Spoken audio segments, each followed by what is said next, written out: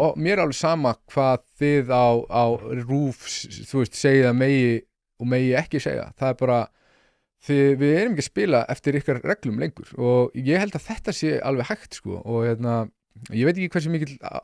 þú veist, hversu mikil kjörþokka maður hefur. Það er náttúrulega ýmislegt sem ég er búin að segja sem er bara mjög stuðandi, en ég er náttúrulega líka posta á X mjög mikið og er mikið að grínast og þú veist, og það sem að ég hef verið að reyna að gera og hef gert held ég ágætlega er að kalla fram einhver viðbrögð. Það hefur verið, sko, umræðan á Íslandi hefur verið svo bara svona einhvern veginn bæld og ömuleg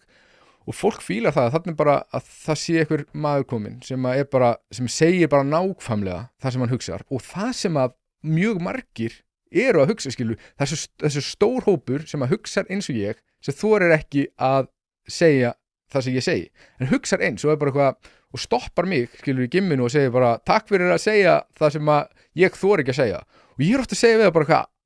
prófið að segja það, skilur, prófiði bara að segja þessu hluti að þetta fólk sem, þessi feministar og lippar, valdi þeirra er í rauninni dregið af því að fólk sé hrætt við eitthvað fordæmingu frá þeim,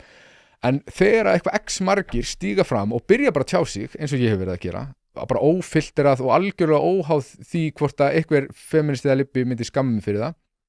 að þá breytist eitthvað, þá breytast leikreglurnar í opinberri umræðu.